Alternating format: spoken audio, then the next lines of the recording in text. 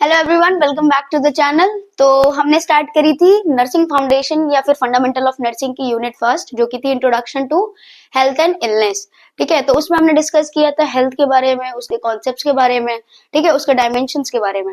और फिर एक जो थ्योरी बेस्ड थी हमारी, जो मैस्लोस हायरार्की ऑफ थ्योरी थी, मोटिवेशनल थ्योरी हेल्थ पर, वो हमने डिस्कस किया था लास्ट वीडियो में। तो अब उसी चैप्टर के कंटिन्यूएशन में हम डिस्कस करेंगे आज फैक्टर्स हेल्थ के, फिर इलनेस डिस्कस करेंगे, और इलनेस का भी एक बेस्ड थ्योरी है, इलनेस वेलनेस थ्योरी, उस पर भी हम बात करेंगे। ठीक है, तो लेट्स स्टार्ट।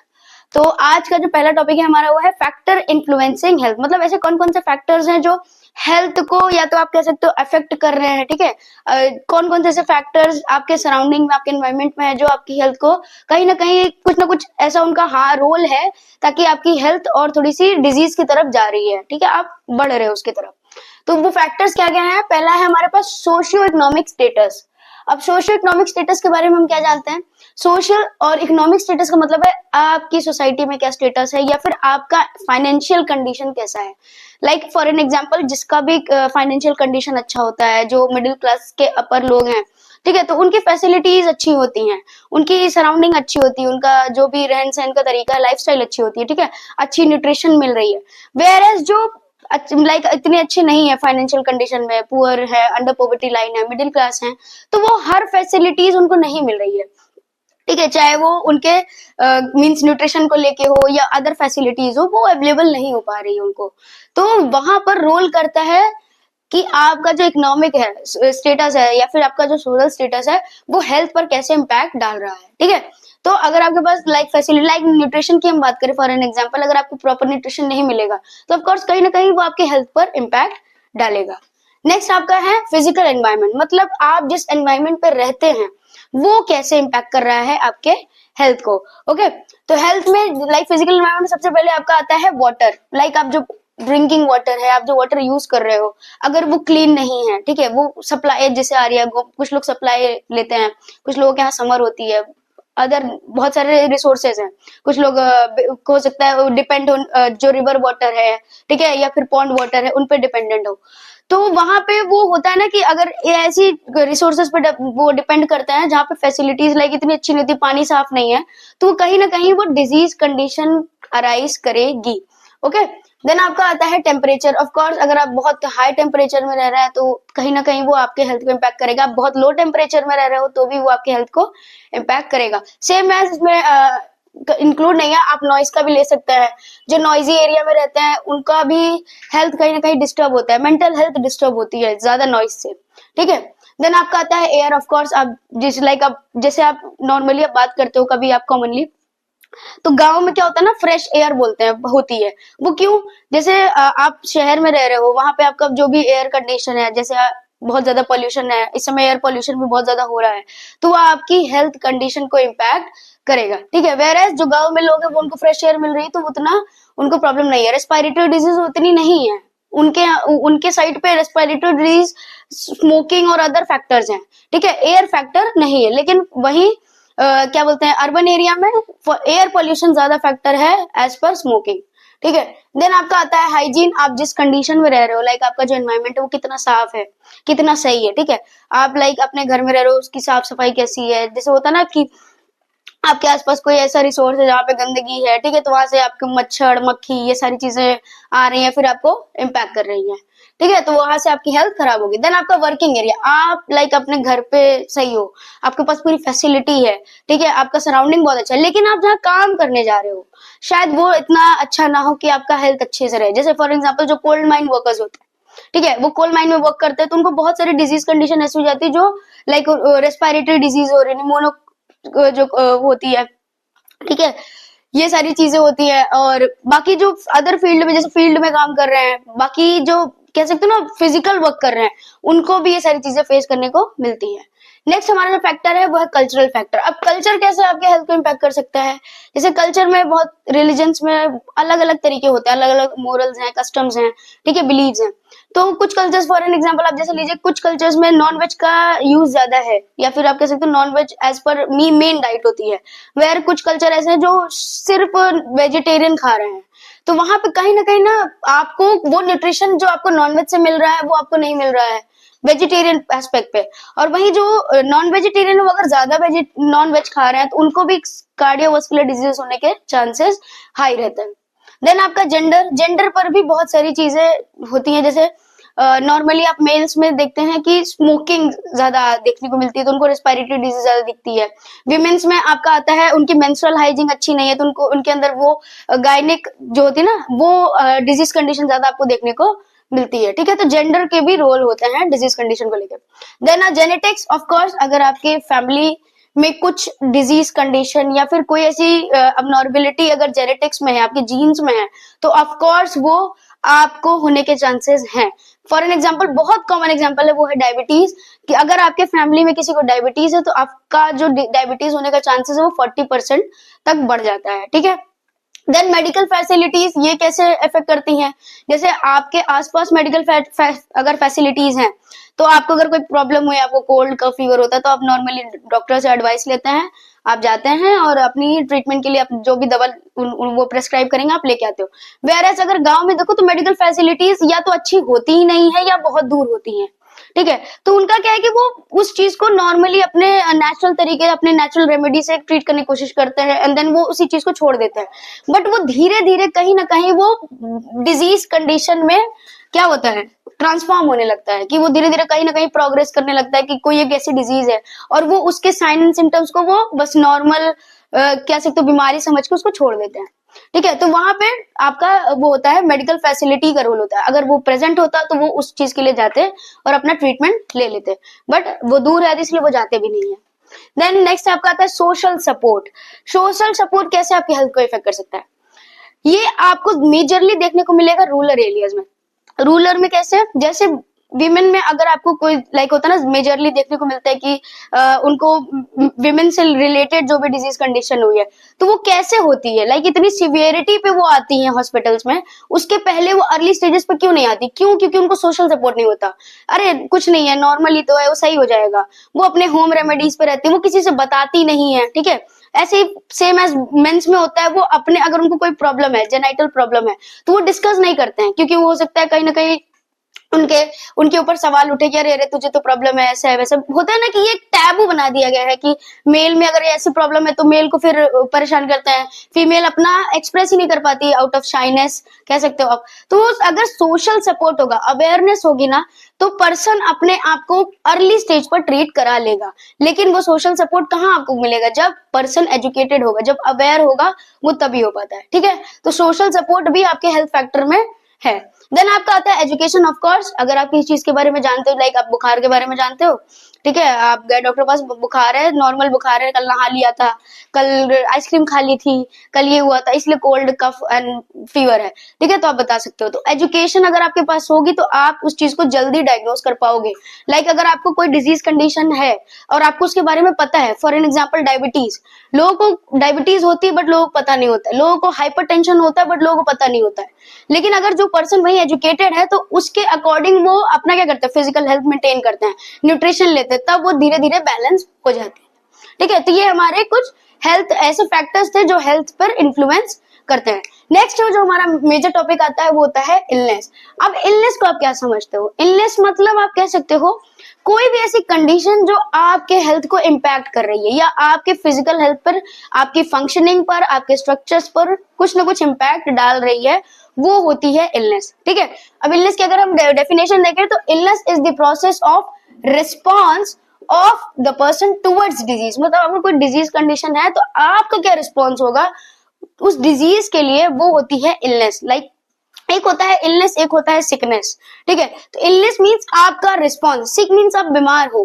ठीक है, और डिजीज कंडीशन मीन्स बीमारी, ये होता है डिफरेंस। ठीक है, तो इलनेस में क्या है कि आपका डिजीज की तरफ क्या रिस्पॉन्स है। लाइक होता है ना, कुछ लोग पॉजिटिवली लेते हैं कि हाँ अगर हमें डिजीज कंडीशन है तो हमें इन चीजों में चेंजेस लाने होंगे, हमें अपनी फिजिकल हेल्थ पे चेंजेस लाने होंगे, हमें न्यूट्रिशन में चेंजेस लाने होंगे। बट कुछ लोग होते हैं कि यार ये ठीक हो जाएगा, ऑटोमेटिक ठीक हो जाएगा, वो कंटिन्यू रखते हैं।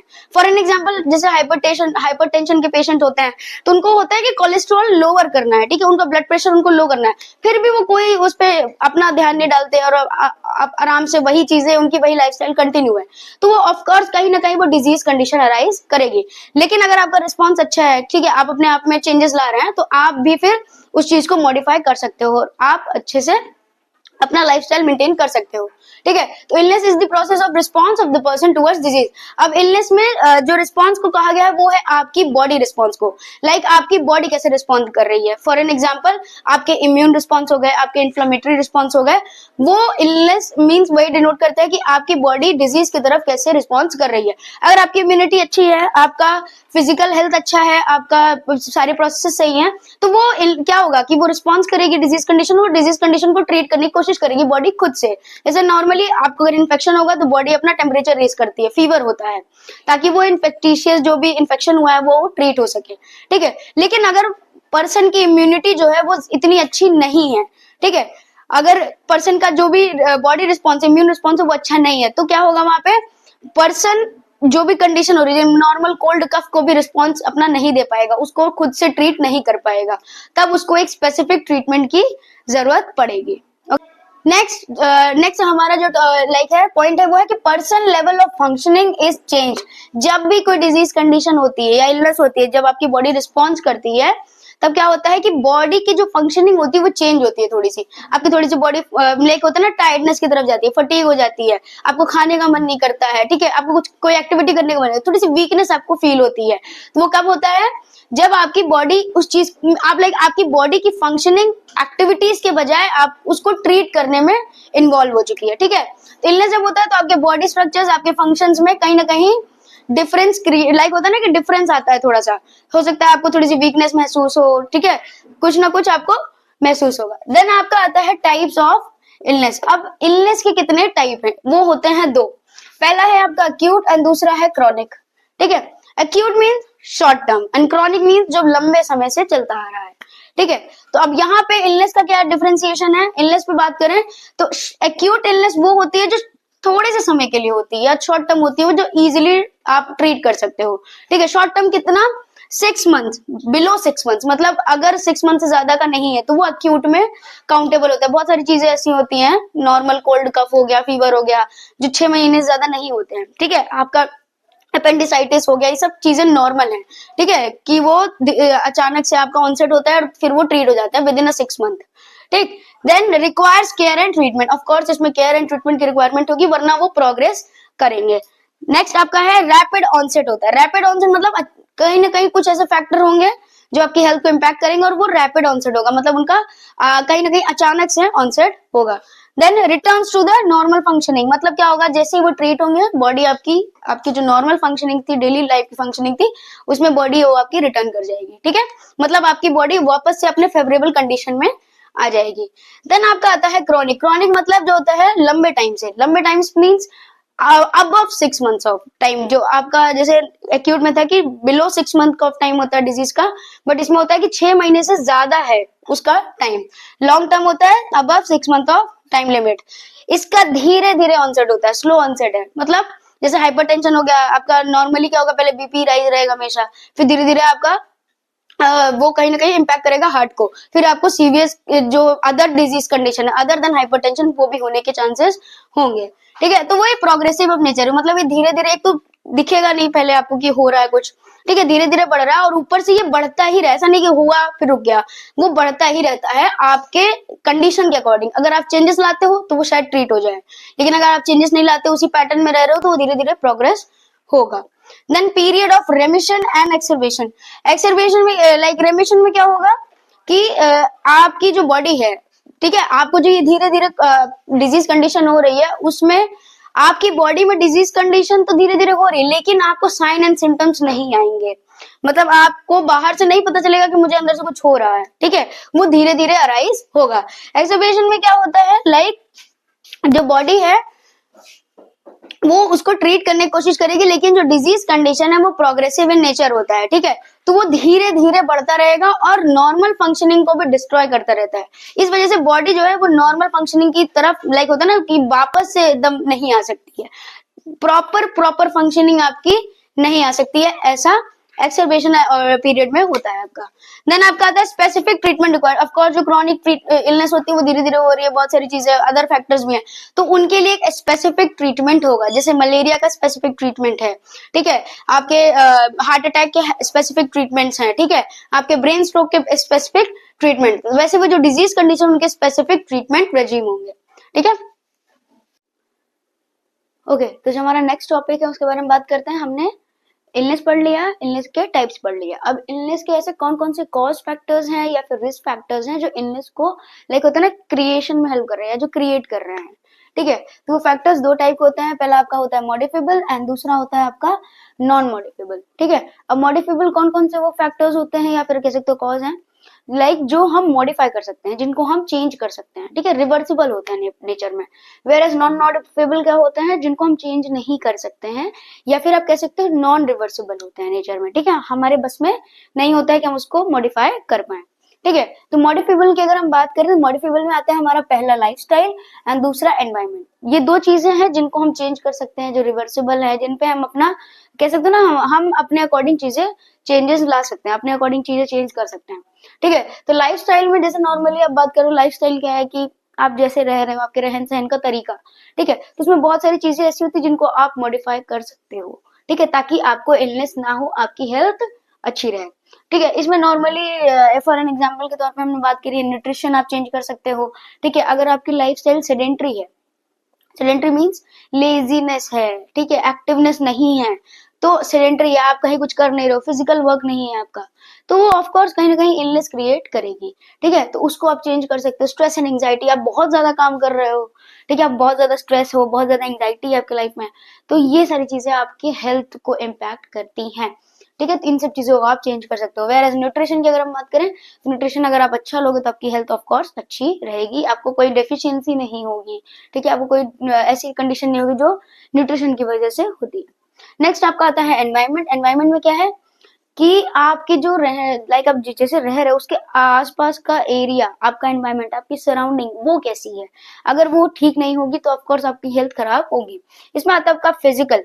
अब फिजिकल कैसे हो सकता है, लाइक आपके सराउंडिंग एरिया में आपका हाइजीन हो गया, ठीक है, फिजिकली प्रेजेंट जो चीजें, ठीक है, बहुत लाइक हो सकता है कि आप जहाँ रह रहे हो वहाँ बहुत ज्यादा साउंड है तो ऑफकोर्स साउंड होगा, बहुत ज्यादा पोल्यूशन है, बहुत ज्यादा पोल्यूशन की वजह से क्या होगा, हेल्थ इंपैक्ट होगी, ठीक है, रेस्पिरेटरी डिजीज होने कंडीशन है, ठीक है, बहुत ज्यादा लाइटनिंग है तो ऑफकोर्स आपको आंखों में प्रॉब्लम होगी। तो ये फिजिकल चीजें हैं जो प्रेजेंट है आपके एनवायरनमेंट में जो इलनेस क्रिएट कर रही है।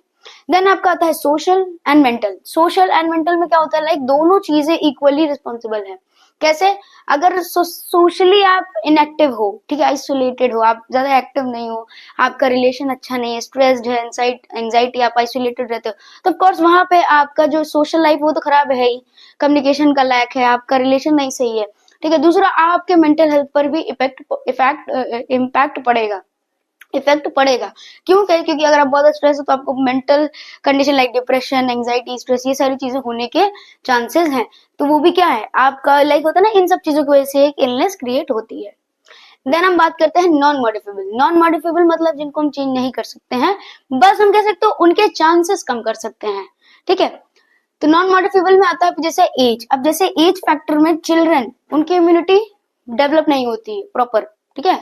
अब कह सकते हो ना कि उनकी डेवलपिंग इम्यूनिटी होती है, डेवलप नहीं हो पाती है चिल्ड्रन में, इन्फेंट्स में, न्यूनेट्स में, ठीक है। तो उनको चांसेस ज्यादा होते हैं कि उनको इलनेस कंडीशन अराइज हो या फिर उनकी हेल्थ खराब हो। वेयर एज ओल्ड एज में क्या है, इम्यूनिटी वीक हो चुकी होती है, ठीक है, उतना ज्यादा उनकी स्ट्रेंथ नहीं होती, कैपेबिलिटी नहीं होती कि वो अपने इलनेस या हेल्थ फैक्टर्स को क्या कह सकते हो आप उनको फेस कर पाए, ठीक है। तो वहां पे उनको चांसेस ज्यादा होते हैं कि वो इलनेस या फिर इलनेस की तरफ या डिजीज कंडीशन की तरफ बढ़े। देन आपका आता है जेनेटिक्स। अब कोई भी डिजीज, जैसे हम नॉर्मल बात करें, हाइपरटेंशन हो गया, आपका डायबिटीज हो गया, ठीक है, ये सारी डिजीज कंडीशन ऐसी है जो आपकी फैमिली में चल रही है, ठीक है, आपकी हेरिडिटरी में है, तो ऑफ कोर्स वहां पे आपको भी जो चांसेस है आपको होने के वो इंक्रीज हो जाते हैं, ठीक है, आपको भी वो डिजीज कंडीशन हो सकती है। देन आपका फिजियोलॉजिकल फैक्टर्स जो आप नहीं चेंज कर सकते, जैसे आपको कोई फिजिकल अबनॉर्मेलिटी है, ठीक है, आपको लाइक दिखाई नहीं देता है, ठीक है, नॉर्मली बात करते हैं, अगर भगवान करे ऐसे किसी के साथ ना हो या जिनके साथ है वो ज्यादा कुछ फेस ना करें, बट अगर लाइक जिनको है फिजिकल अबनॉर्मेलिटीज हैं, ठीक है, तो ऑफ कोर्स वो डेली लाइफ में कुछ ना कुछ ऐसा फेस कर रहे हैं, लाइक हो सकता है जो हैंडीकैप्ड होते हैं तो अपनी हाइजीन इतनी अच्छी नहीं रख सकते हैं, तो ऑफ कोर्स उनको इन्फेक्शन होने के चांसेस ज्यादा होते हैं, ठीक है, उनको बाकी इंजरीज होने के चांसेस ज्यादा होते हैं, फॉल रिस्क ज्यादा होता है, ये सारी चीजें होती हैं कि जिनको अबनॉर्मेलिटीज है वो फेस कर सकते हैं, उनकी हेल्थ पर इम्पैक्ट पड़ता है, ठीक है। तो ये हमारा था इलनेस। अब नेक्स्ट हमारे पास जो टॉपिक है वो है epidemiological triad. Epidemiological triad actually आपके सिलेबस में नहीं है, बट ये कह सकते हो आप बहुत इंपॉर्टेंट टॉपिक है आपके अदर पर्सपेक्टिव से, तो आप इसको समझ लीजिए, but it's not in your syllabus, okay. इसके बारे में अगर हम बात करें एपिडेमियोलॉजिकल ट्रायड क्या है, एपिडेमियोलॉजिकल ट्रायड एक कह सकते हैं एक मॉडल है, एक थ्योरी है जो बताता है कि डिजीज कंडीशन एक्चुअली अराइज कैसे होती है, क्या मींस होता है ना, एक साइकिल होती होगी, कुछ तो होता होगा बीच में कि डिजीज कंडीशन आ रही है, तो इसको समझाने के लिए हमारे पास होता है एक ये ट्रायड, ठीक है, जिसमें आपका होता है एनवायरमेंट, होस्ट एंड एजेंट, ठीक है, ये ट्रायड में प्रेजेंट होता है, मींस ट्रायंगल में प्रेजेंट होते हैं, ठीक है। अगर एनवायरमेंट या होस्ट या फिर एजेंट तीनों में से कोई एक एब्सेंट होगा तो of course disease condition arise नहीं होगी, ठीक है। इसमें यही समझाया गया। एनवायरमेंट जो आपके एक्सटर्नल एनवायरमेंट है, लाइक आपका physical and social mental environment हो गया, आपकी लाइफस्टाइल हो गई, ठीक है, आपके बाकी के अदर चीज एक्सटर्नल फैक्टर्स जो होते हैं जो डिजीज कंडीशन अराइज करने में केपेबल होते हैं, वो होते हैं आपके एनवायरमेंटल फैक्टर्स, ठीक है। देन होस्ट, होस्ट का क्या है, ससेप्टेबल होस्ट होना चाहिए, like old age, children, pregnant women's, ठीक है, वनरेबल जो पीपल हैं वो जिनकी इम्यूनिटी बहुत लोग, इम्यूनो कम्प्रोमाइज पर्सन, तो ये सब होस्ट होते हैं, ठीक है, डिजीज कंडीशन के लिए, या फिर कह सकते हो किसी भी डिजीज कंडीशन इन्फेक्शन के लिए, ये सब होस्ट होते हैं जो ससेप्टेबल होस्ट होते हैं, ठीक है। तो फिर क्या नेक्स्ट आता है आपका एजेंट, जो डिजीज कंडीशन अराइज करने में मींस कह सकते हैं इन्वॉल्व है, लाइक कोई भी पैथोजन हो सकता है, micro organisms of course, pathogen जो पैथोजेनिक होते हैं नेचर में, ठीक है, कोई भी ऐसी कंडीशन लाइक फिजिकल कंडीशंस हो सकती हैं, बहुत हॉट है, बहुत कोल्डनेस है, ठीक है, फिजिकल कंडीशंस हो सकती है, बहुत सारी अदर अदर फैक्टर्स होते हैं जो एज अ एजेंट आपके जो एजेंट्स लाइक नॉर्मली वो इंसेक्ट्स होते हैं, ठीक है, एनिमल्स होते हैं, बहुत से एजेंट्स ऐसे होते हैं जिसकी वजह से आपको डिजीज ट्रांसफर होती है, तो वो होते हैं आपके एजेंट्स। नॉर्मली यहाँ पे हम पैथोजेंस की बात करते हैं कि ज्यादातर इन्फेक्शन उन्हीं से फैलता है, ठीक है। देन इस ट्रेड में क्या बताया गया है कि अगर एजेंट एनवायरमेंट में इंटरेक्ट कर रहा है, मींस अगर एजेंट एनवायरमेंट में प्रेजेंट है तभी वो होस्ट तक पहुंचता है, क्योंकि अगर एनवायरमेंट में नहीं प्रेजेंट तो वो एजेंट क्या बोलते हैं कि एक उसको एक मोड चाहिए होता है ना ट्रांसमिशन के लिए, तो वो ट्रांसमिशन मोड का जो है वो एनवायरमेंट ही है, एजेंट और होस्ट के बीच का जो मींस कह सकते हो ना एक बीच का इंटरफेस है वो एनवायरमेंट होता है, ठीक है। वेयरएज सेम यही है, अगर होस्ट और एनवायरमेंट के बीच में एजेंट प्रेजेंट नहीं होगा तो एनवायरमेंट सिर्फ होस्ट को मींस लाइक पर्सन को इन्फेक्शन नहीं होगा, क्योंकि वहां पे एजेंट जो कॉजेटिव एजेंट है कह सकते हो जिसकी वजह से डिजीज कंडीशन अराइज हो रही है वो नहीं है, ठीक है, जब वही नहीं तो डिजीज कंडीशन भी नहीं है, ठीक। तो ये एक ट्राइड में चलता है कि तीनों में से कोई एक एब्सेंट होगा तो डिजीज कंडीशन अराइज नहीं होगी, यही इस मॉडल का कह सकते हो आप पर्पस है। मॉडल इस मॉडल में यही बताया गया कि disease is result from interaction between agent, host and environment, मतलब इन तीनों का जब इंटरेक्शन होता है, ठीक है, हो सकता है एनवायरमेंट में एजेंट प्रेजेंट और फिर वहां पे होस्ट एनवायरमेंट में जैसे एंटर करेगा तो उसको कंडीशन हो सकती है, या फिर आप कह सकते हो कि agent sorry host and environment, ठीक है, लेकिन जैसे एजेंट एंटर करेगा एनवायरमेंट में होस्ट को प्रॉब्लम होगी, ठीक है। तो मतलब जहां जैसे ही इंटरेक्शन होगा उनका इन तीनों का तो वैसे ही डिजीज कंडीशन अराइज होगी, ठीक है, जो कि हो सकता है ट्रांसमिशन से या फिर कॉन्टैक्ट से, ऑफकोर्स वो कॉन्टैक्ट में जा सकते हैं या फिर ट्रांसमिशन हो सकता है, ठीक है। तो इसमें बहुत ब्रीफली हमने बात करी है एपिडेमियोलॉजिकल ट्रेट, या आप वैसे आप अगर अलग से आपको पढ़ना है तो कमेंट सेक्शन में बता सकते हैं, हम इसके लिए अलग से आपका वीडियो रेडी कर सकते हैं, ठीक है। तो ये आपके सिलेबस में नहीं है, ब्रीफली हमने डिस्कस किया है, ओके। तो जो हमारा नेक्स्ट टॉपिक है वो है इलनेस बिहेवियर। अब लाइक इलनेस बिहेवियर से आप क्या समझ लो, टर्म से ही आप समझो, इलनेस मीन्स आपका body response towards disease condition, या फिर आप कह सकते हो जो भी आपको कंडीशन हुई है, हेल्थ इश्यूज है, एंड फिर आता है बिहेवियर, मतलब आपका इलनेस की तरफ क्या बिहेवियर होगा। लाइक आप कह सकते हो नॉर्मली आप इलनेस को लाइक आपका बॉडी रिस्पॉन्स कर रहा है टुवर्ड्स इलनेस, बट आपका क्या बिहेवियर होता है इलनेस को लेके, वो चीज हम डिस्कस करेंगे इनटू इलनेस बिहेवियर टॉपिक। ठीक है, तो इसमें हम क्या बताया गया है कि behaviour of a person cope up with altered functioning of health. मतलब वो एक ऐसा बिहेवियर है पर्सन का जब इलनेस हुई है ना, उसको कोप अप करने के लिए वो शो करता है। ठीक है, एक ऐसा बिहेवियर जब पर्सन उस इलनेस को कोप अप करने के लिए, मतलब उस चीज से क्या बोलते हैं ट्रीट होने के लिए, ठीक है, या फिर ठीक हो जाने के लिए वो एक दिखाता है ना बिहेवियर कि मैं बीमार हूँ, या फिर कुछ ऐसा बिहेवियर शो कर रहा है कि हाँ अरे ठीक है सब सही हो जाएगा। तो दो एस्पेक्ट्स होते हैं इसमें भी, कुछ लोग उसको नेगेटिवली लेते हैं, कुछ लोग पॉजिटिवली लेते हैं। मतलब इलनेस के टाइम पे उसको ठीक करने के लिए या उसके अगेंस्ट में, बीमारी के अगेंस्ट में पर्सन कैसा बिहेवियर शो कर रहा है, वो होता है आपका इलनेस बिहेवियर। ठीक है, इसमें क्या होता है पीपल मॉनिटर ऑफ मतलब लोग क्या करते हैं इस बिहेवियर में, क्या दिखता है। पहले तो अपनी बॉडी फंक्शनिंग को चेक करते हैं। ऑफकोर्स जब आप बीमार होगे तो आप क्या करोगे, चेक करोगे बुखार तो नहीं है, खांसी तो नहीं आ रही, कुछ हो तो नहीं रहा, कोई दर्द तो नहीं है। ठीक है, देन आप अपने साइन एंड सिम्टम्स को समझोगे, उनको ढूंढोगे, पहचानोगे। ठीक है, जो भी लाइक आपको बुखार होगा, अरे मुझे तो बुखार है, ठीक है, या फिर आप दूसरों से कंफर्म करोगे कि देख भाई मुझे बुखार तो नहीं है, देख मुझे कुछ प्रॉब्लम तो नहीं है, ठीक है, या मुझे सर दर्द है। तो ये सारी चीजें आप इंटरप्रेट करोगे तो साइंस और सिम्टम्स को, देन आप उसकी रेमेडियल एक्शंस लोगे। ऑफ कोर्स मतलब आप उस चीज की तरफ बढ़ोगे कैसे वो जल्दी से ठीक हो जाए। लाइक अगर आपको बुखार है तो आप अपने डॉक्टर से प्रिस्क्राइब करवाओगे जो दवा होगी। लाइक नॉर्मली लोग पीसीएम खाते हैं, डोलो खाते हैं, ठीक है, आप खांसी जुकाम इन सारी चीजों के लिए दवा प्रिस्क्राइब, या फिर घर पे जाओगे या फिर आप मम्मी से बोलोगे मम्मी मुझे बुखार है या मम्मी मुझे खांसी जुकाम है, तो मम्मी क्या करेंगे आपको काढ़ा बना के देंगी।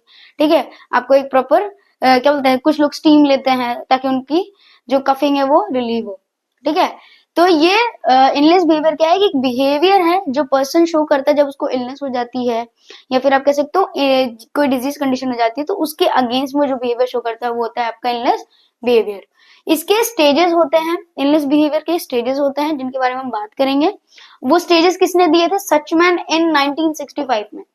वो स्टेजेस किसने दिए थे, सचमैन इन 1965 में। अब डेफिनेशन की बात करते हैं। Illness behaviour is the action and manner exhibited by a person who is इल।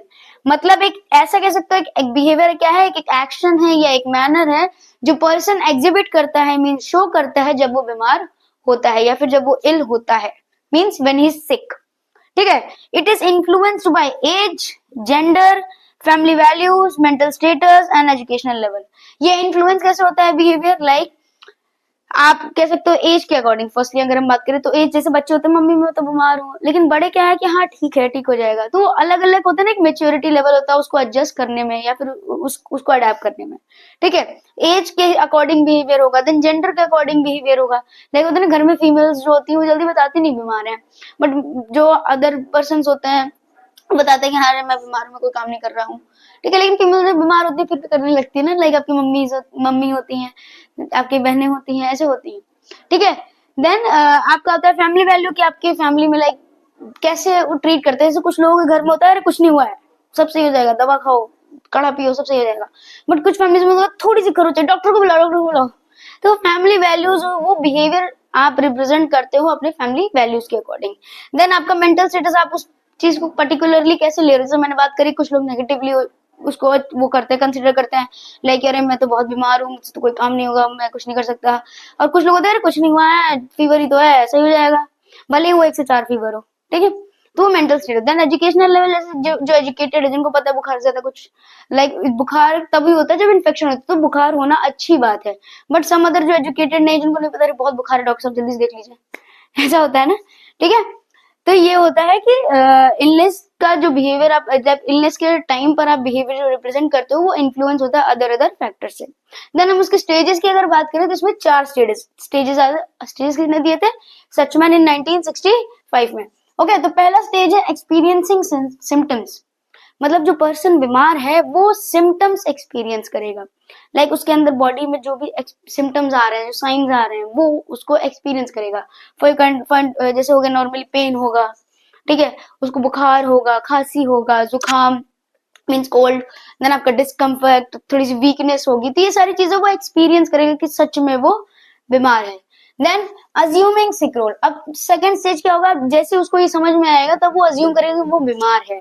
उसके जब तक वो सिम्टम्स नहीं दिखते हैं ना तब तक वो अज्यूम नहीं कर पाएगा कि सच में बीमार है, बट जब सिम्टम्स दिख रहे हैं तो कंफर्मेशन के लिए वो अज्यूम करेगा बीमार है, भाई चेक तो कर, थोड़ा थोड़ा बीपी तो ले मेरी, भाई थोड़ा सा टेम्परेचर चेक कर ले थर्मामीटर से, ठीक है, तो ये होता है, ठीक है। तो वहां पे क्या होगा, फील सिक, ठीक है, क्योंकि ऑफ कोर्स उसको सिम्टम्स आ रहे हैं तो वो अंदर से फीलिंग होगी वो सिक है।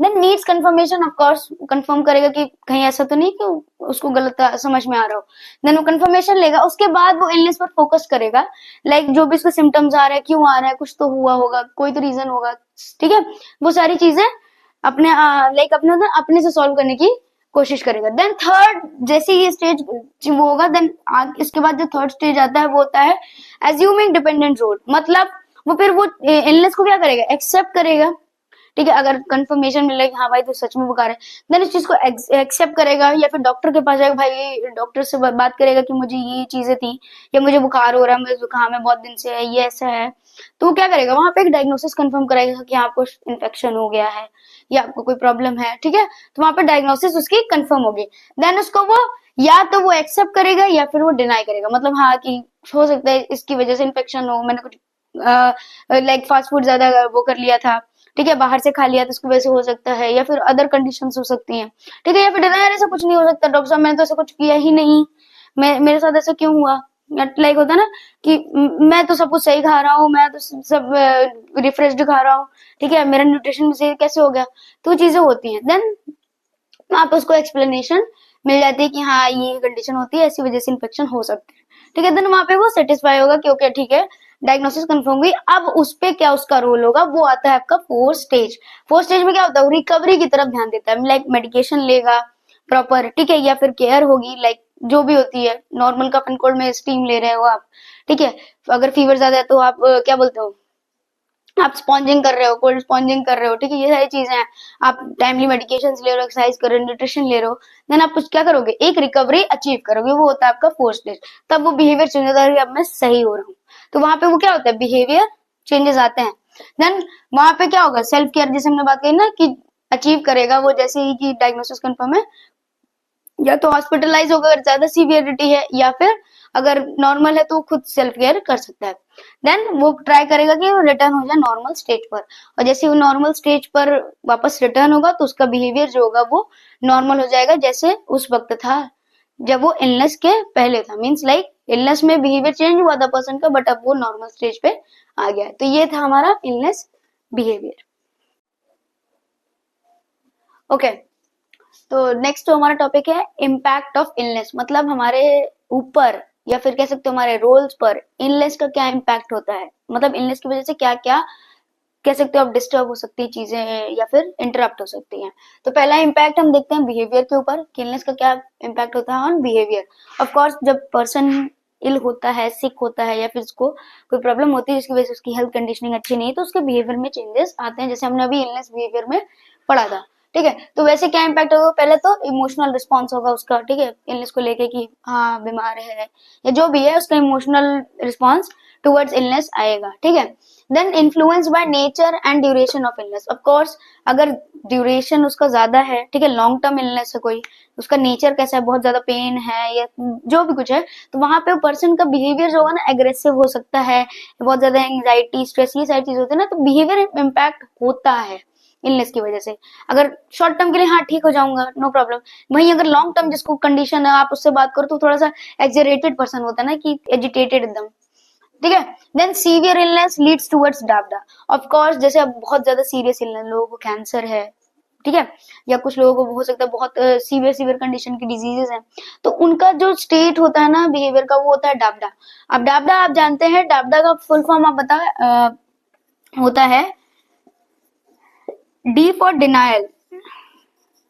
डिनायल मीन्स पहले क्या करेंगे, वो उस चीज को डिनाई करेंगे, अरे मुझे ऐसा नहीं है, मुझे ऐसी कोई सीवियर कंडीशन या कोई ऐसी डिजीज कंडीशन नहीं है, वो इस चीज को एक्सेप्ट नहीं करेंगे। Then A for anger, anger means अगर जैसे डॉक्टर उनको बताएंगे, उनको कंफर्म करेंगे कि आपको ये डायग्नोसिस है या फिर आपको डिजीज कंडीशन है, ये डायग्नोसिस में आ चुका है, ये कंफर्म है कि आपको है, तो वो गुस्सा होंगे, ठीक है। एंगर रिप्रेजेंट करेंगे अपने बिहेवियर में कि ऐसा कुछ नहीं है, आप फिर से चेक करिए, ठीक है, आपके रिपोर्ट्स गलत हैं, ठीक है।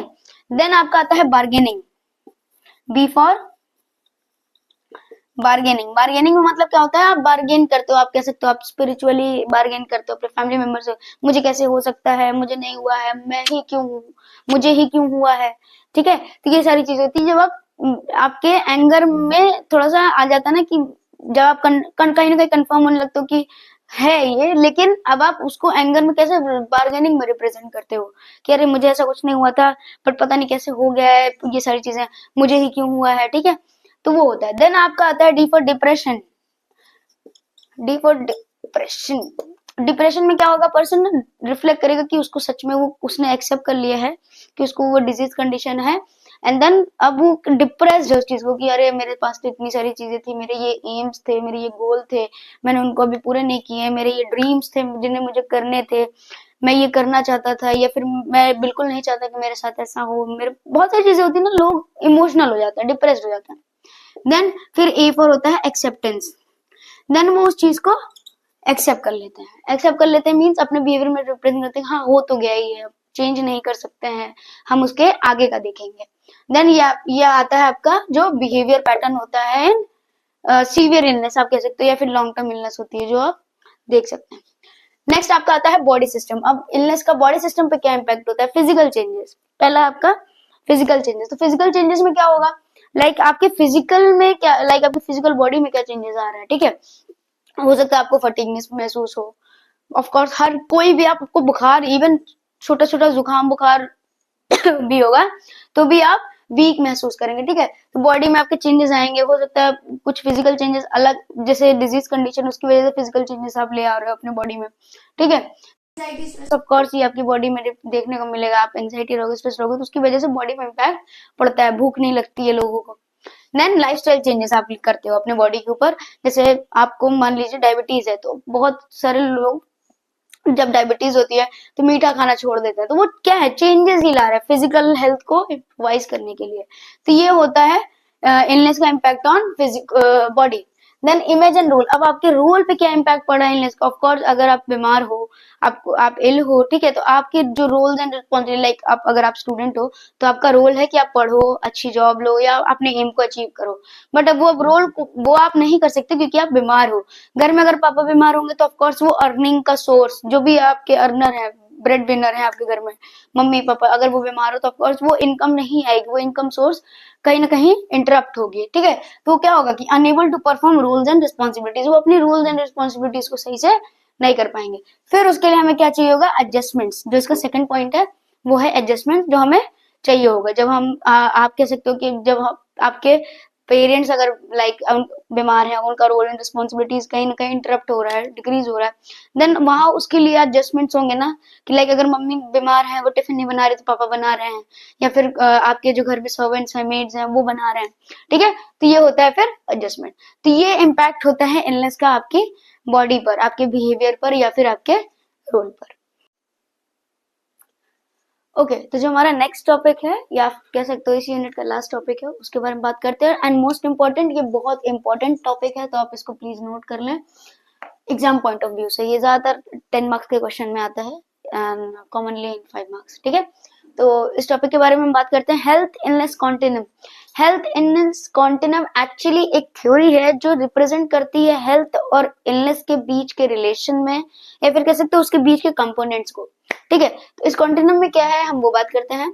एक्चुअली इसमें बताया गया है way to conceptualize person level of health, मतलब एक कह सकते हैं ये एक ऐसी थ्योरी है या एक ऐसा तरीका है जिसकी वजह से हम पर्सन की हेल्थ को कॉन्सेप्ट बेसिस पे पढ़ सकते हैं या समझ सकते हैं, ठीक है। रिप्रेजेंट करता है changes in state of health, मतलब पर्सन की जो भी हेल्थ स्टेटस है उसमें क्या चेंजेस आ रहे हैं, हम उसको डिस्क्राइब कर सकते हैं, ये हमें हेल्प करता है, ठीक है। Person moves back and fourth towards health और इलनेस, मतलब इसमें क्या है कि या तो मीन्स कह सकते हो ना, आगे या पीछे बढ़कर पर्सन या तो हेल्थ की तरफ जाएगा या फिर इलनेस की तरफ जाएगा, ठीक है। तो इस थ्योरी में हम यही पढ़ते हैं। ये थ्योरी दी थी जॉन ट्रेविस इन 1972 में, ठीक है। नेक्स्ट तो इसमें बात करते हैं इस थ्योरी में एक्चुअल में है क्या। इस थ्योरी में एक आप कह सकते हो स्केल दी हुई है आपको, जिसमें एक न्यूट्रल पॉइंट होता है और न्यूट्रल पॉइंट से लेफ्ट की तरफ आपके पास है illness condition and neutral point से राइट की तरफ है आपके पास वेलनेस कंडीशन। अच्छा हाँ, कुछ बुक्स में हेल्थ वेलनेस कॉन्टिनम भी दिया हुआ है, तो आपको आपको कोई कंफ्यूज होने की जरूरत नहीं है। ओके, तो इसकी हम बात करें तो लेफ्ट की तरफ आपके पास कौन सा पॉइंट है, इलनेस का, आपके पास इलनेस स्टेट है या फिर कह सकते हो आपके पास इलनेस स्केल है, लेवल है, और सेकंड ऑफ आपके पास वेलनेस या फिर आप कह सकते हो हेल्थ की स्केल है। ठीक है, हम स्टार्ट करते हैं वेलनेस से। वेलनेस से क्यों, क्योंकि ये नॉर्मल चीजें हैं, देन हम इलनेस की तरफ बढ़ेंगे। पहले हम हेल्थ के बारे में जानेंगे एक्चुअल में हेल्थ क्या है, फिर हम हेल्थ में क्या डिसरप्शन आ रही है जिसकी वजह से इलनेस हो रहा है वो हम देखेंगे।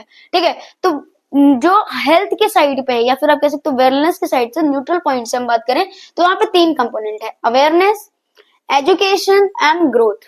ठीक है, यहाँ पे 3 पॉइंट है जहां पर्सन क्या होता है, न्यूट्रल पॉइंट पे होता है। ठीक है, वो हेल्दी है, न्यूट्रल पॉइंट पर है, फिर उसका अवेयरनेस बढ़ता है, देन एजुकेट होता है और फिर उसकी ग्रोथ होती है।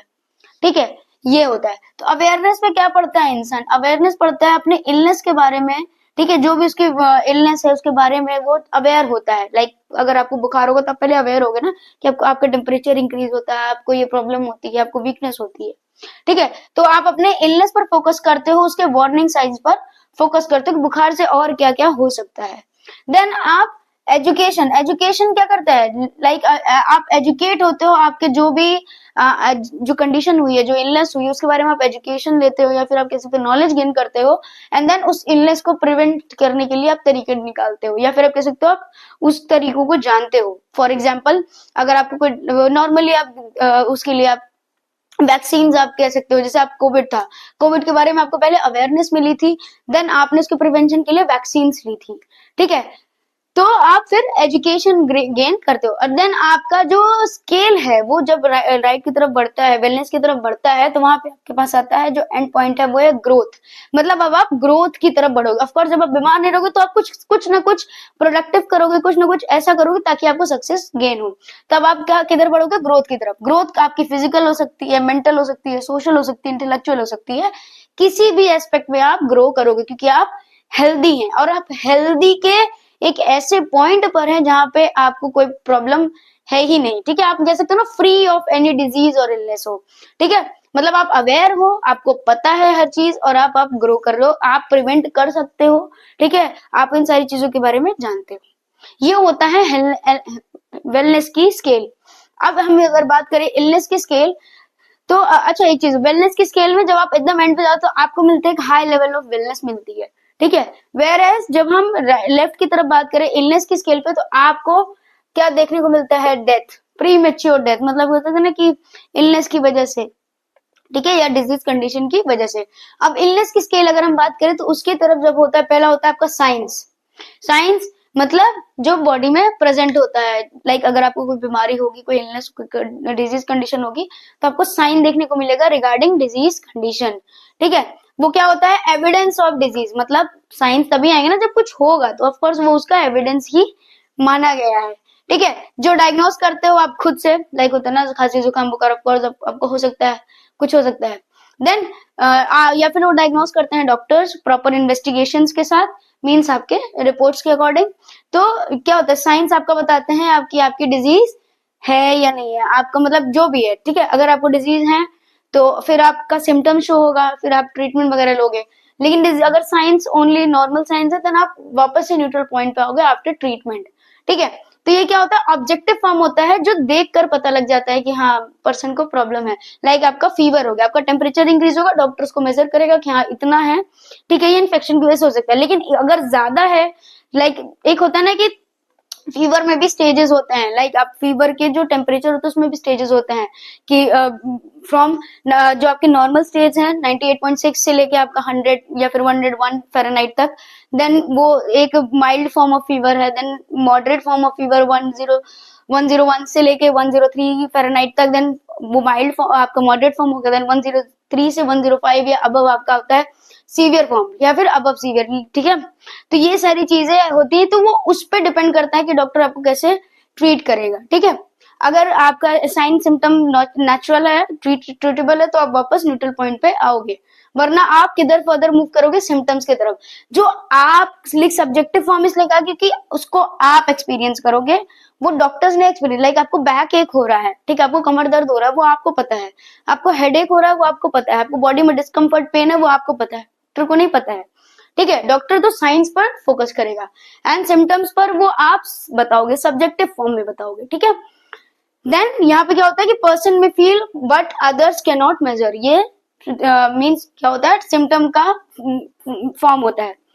जैसे ही सिम्टम होंगे, ऑफ कोर्स अगर आप ट्रीटमेंट लेते हो तो आप वापस से न्यूट्रल पॉइंट पे आने की कोशिश करोगे, जैसे ट्रीटमेंट सही हो गया, साइंस सही होंगे, आप न्यूट्रल पॉइंट पे आओगे। लेकिन अगर आप उसको ट्रीट नहीं करते हो तो आप किधर फर्दर मूव करोगे, डिसेबिलिटी की तरफ, मतलब इलनेस में जो लास्ट पॉइंट है उस पे आप मूव करोगे एंड फिर डिसेबिलिटी क्या क्रिएट करेगी, डेथ, ठीक है। अगर आप ट्रीटमेंट नहीं लोगे या फिर कह सकते हो ना उसके अगेंस्ट कोई एक्शन नहीं लोगे तो ऑफकोर्स धीरे धीरे आप बहुत तेजी से इलनेस का जो एंड पॉइंट है आप उसकी तरफ मूव करोगे, ठीक है। तो अब इसके दो एस्पेक्ट्स हैं, पहला है और मीन्स आप कह सकते हो ऑब्जेक्टिव है centre to left. Centre to left आप क्या देखोगे, वर्सनिंग स्टेट ऑफ हेल्थ। अगर पर्सन सेंटर से लेकर लेफ्ट तक जाता है तो वहां पे हमें क्या देखने को मिलता है, वर्सनिंग स्टेट ऑफ लेफ्ट, मतलब हेल्थ की जो स्टेट है वो बहुत धीरे धीरे क्या हो रही है, खराब होती जा रही है। एंड अगर सेंटर से हम राइट की बात करें, मतलब सेंटर से राइट की तरफ, तो हमें क्या देखना, हाई लेवल ऑफ वेलनेस देखने को मिलता है, मीन्स लेवल ऑफ वेलबींग या फिर वेलनेस, ठीक है। जैसे जैसे पर्सन इधर मूव करेगा वो इलनेस की तरफ मूव करेगा, और उधर राइट की तरफ अगर मूव करेगा तो वो वेलनेस की तरफ मूव करेगा। बीच बीच में कौन सा कंपोनेंट से मिलता है, साइंस, इलनेस में science, symptom, then disability and after that death. देन इधर में क्या होगा, अवेयरनेस, अवेयरनेस क्रिएट होगी, एजुकेट होगा, फिर ठीक है, फिर उसमें आगे जब वो चीजें हो जाए ग्रोथ करेगा, ठीक है, वो अच्छी खासी हेल्थ को अचीव करेगा, अपनी वेलनेस को अचीव करेगा और ग्रो करेगा, ठीक है। अब इसका जो मेजर एस्पेक्ट है कि हम इसको पढ़ते क्यों, ताकि हम पर्सन को ट्रेन कर पाए कि पर्सन अगर ट्रीटमेंट ले रहा है, ठीक है, या फिर अगर वो न्यूट्रल पॉइंट पर है, ठीक है, तो उसको ग्रोथ की तरफ, मींस अपने वेलनेस, हेल्थ वेलनेस की तरफ बढ़ना है। अगर मान लीजिए पर्सन यहाँ पर भी है, डिसेबिलिटी पर भी है, तो भी पर्सन ट्रीट होके न्यूट्रल पॉइंट से लेके अपने वेलनेस को अचीव कर सकता है, ठीक है। ये इस थ्योरी का एस्पेक्ट है कि पर्सन कहीं पर भी हो, अगर उसके अंदर लाइक फॉर एग्जांपल अगर हम ले, अगर पर्सन यहाँ ग्रोथ पर है, लेकिन हो सकता है उसके लाइफस्टाइल में चेंजेस आ सकते हैं, उसके फैक्टर्स में चेंजेस आ सकते हैं, कुछ भी हो सकता है, तो वो पर्सन धीरे धीरे डिग्रेड होकर न्यूट्रल पॉइंट पहुंचेगा एंड देन इलनेस की तरफ प्रोसीड करेगा, ठीक है। लेकिन वहीं अगर पर्सन खुद पर फोकस करता है, अपनी हेल्थ पर फोकस करता है, अपनी चीजों पर फोकस करता है, अपनी लाइफस्टाइल हो गया, फिजिकल हेल्थ हो गई, तो पर्सन आगे की तरफ बढ़ेगा, मींस वेलनेस की तरफ बढ़ेगा। वेरएस जो पर्सन इल है, अगर वो पर्सन अपने आप को ट्रीट करता है, एक मींस कोप अप स्ट्रेटेजी रखता है, अपने आप को ट्रीट करने का मोटिवेशन है उसके अंदर, ठीक है, एक मोटिव है कि हाँ मैं सही हो जाऊंगा, मैं अपने आप को सही कर लूंगा, तो धीरे धीरे न्यूट्रल पॉइंट पर आएगा एंड देन वो प्रोसीड करेगा किधर, वेलनेस की तरफ, एंड देन वो अचीव क्या करेगा, हाई लेवल ऑफ वेलनेस। इस थ्योरी का जो मेन एस्पेक्ट है वो यही है कि पर्सन किसी भी पॉइंट पे हो वो अपनी ग्रोथ को, ठीक है, आप कह सकते हो अपनी वेलनेस को अचीव कर सकता है, okay. And other thing is, इसका जो मेजर कंपोनेंट होता है वो होता है ट्रीटमेंट। अगर पेशेंट इलनेस में है या फिर कह सकते हो किसी भी ऐसी कंडीशन पे है, डिजीज कंडीशन पे है, जहां पे उसको लगता है कि वो वापस नहीं जा सकता है स्टेट में, तो वहां वर्क करता है ट्रीटमेंट। ट्रीटमेंट एक ऐसा कंपोनेंट है जो पर्सन को डिसेबिलिटी से लेकर न्यूट्रल पॉइंट तक ले आने के लिए केपेबल होती है, और न्यूट्रल पॉइंट पे आने के बाद उसको सिर्फ मॉडिफिकेशंस करने होते हैं, अपनी लाइफस्टाइल पे चेंजेस में कुछ ना कुछ ऐसा लाइक मॉडिफिकेशंस करने होते हैं, चेंजेस लाने होते हैं, तब वो धीरे धीरे awareness, education and growth and फिर then high level of wellness को अचीव कर लेता है, ठीक है। Okay, so it's all about unit first, nursing foundation. Then हम डिस्कस करेंगे नेक्स्ट वीडियो में यूनिट 2. Okay, thank you.